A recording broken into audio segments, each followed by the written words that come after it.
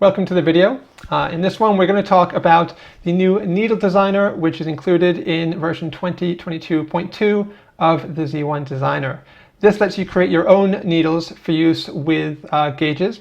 There are 11 that come with it by default. You can use those as basis for new needles, or you can start from scratch and create any type of needle that you want.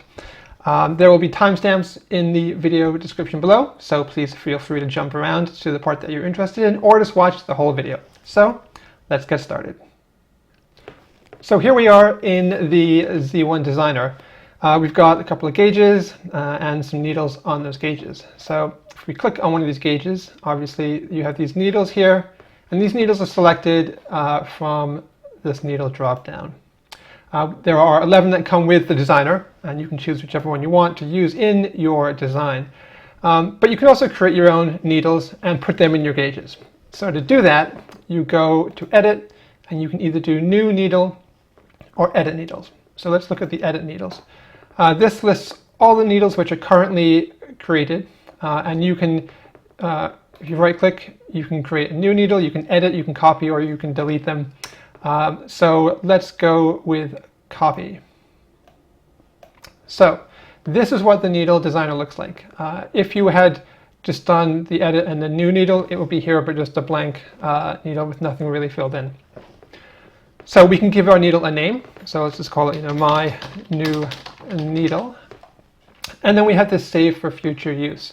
So if you check this, that will save the needle with the designer's needles, allowing you to use it in the future for anything. If you're only going to use it for one gauge and you don't really want to use it again, then you can uncheck this, but most likely you'll probably have this checked. So there are two sections. On the left here we have all the various parameters for the needle, and on the right you've got what your needle looks like in this little preview area. So let's look at the preview and talk about it a little bit.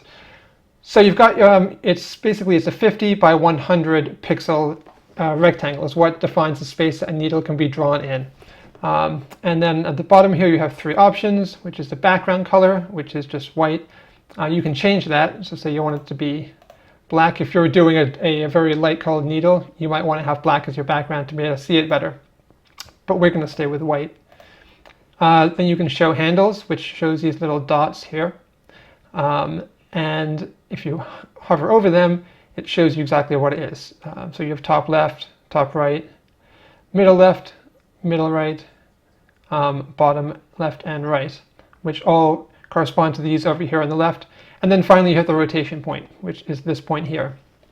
So the rotation point is the point around which the needle will spin, and you can put that anywhere you want. Most of the time it's probably going to be in the center of the needle cap. But again, depending on your needle, you can have it anywhere. So let's turn those off. And then you have this show grid. So this basically is a 5 pixel grid. Makes it maybe a little bit easier to position your needle when you're designing it. So something you can use if you want to. So on the left here, we have the various parameters of the needle. And you can change these, anything up to between 0 and 50 vertically, and horizontally, and 0 and 100 vertically. So if I change the top left, right now it's 23, so I change that to 20, you can see here the needle looks different. And I change this up to say 29, changes there.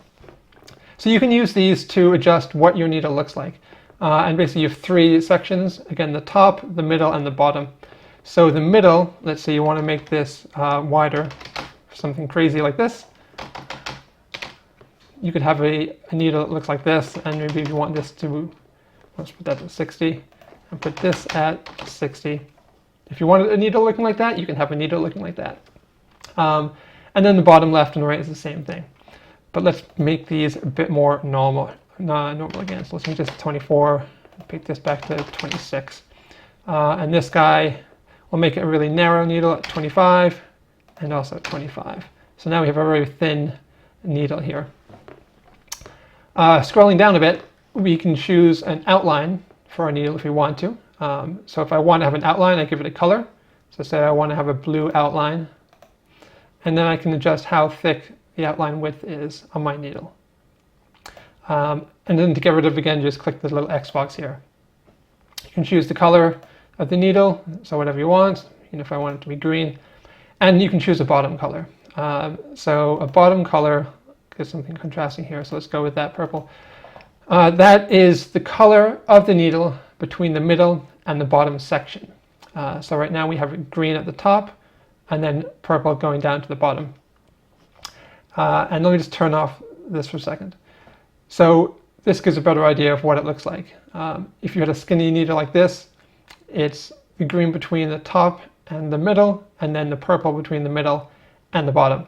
And then you have your rotation point. So this needle would spin around right here. So we skipped over the needle style. So let's talk about that quickly. So you can have a flat needle, which this is, or you can have a more three-dimensional needle. To see the difference, we need to make the needle a little bit bigger. So let's make this 24 and make this 26. And take this down to 23 and 27. And then let's also do this with 23 and 27. Turn the handles off. So here you can see that the needle has a more three-dimensional appearance. Again, if you want flat, that's what flat would look like. That's what a 3D one would look like. So that's an option that you can play with. The final thing is the cap, and that's what it covers up the rotation point. So right now we have nothing selected, but I can choose any of these options. I can have a dot. I can choose this grip concept, just a plain circle, a raised circle, this ring, there's a second type of ring, or a shaded cap. And then you can choose the color you want. So right now it's just gray, but if I wanted something else, I can choose that and have that color. And again, this works then with whatever color cap style you've chosen. And then you can choose the size of it. So you can use the slider to make your cap bigger or smaller, depending on what you're trying to do with your needle.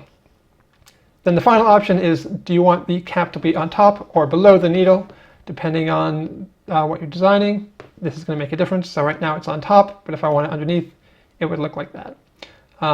So again, on top or underneath. Then once you've done it, you can just click create, and then the needle has been created. And so we have my new needle is right here. So I'm going to close this. So then if I want to use that needle in one of my gauges, I just select the gauge, get to the needle section, actually already here, but if you started, it would be up here, and then scroll down. So I call it my new needle. I can choose that. And now I have that needle in this gauge. Well, I hope this has been a useful video. This is actually part 2 in a 3-part videos that we're going to be doing about gauges and needles in the Z1 Designer. The next one will be actually going through the process and creating a whole gauge and showing how that works. So post all your designs. We'd love to see them, see what you come up with this new tool. You can put them in on the gallery or just post them on Discord or any forums or any social media you want. So please like the video, subscribe to the channel, and we'll see you in the next video.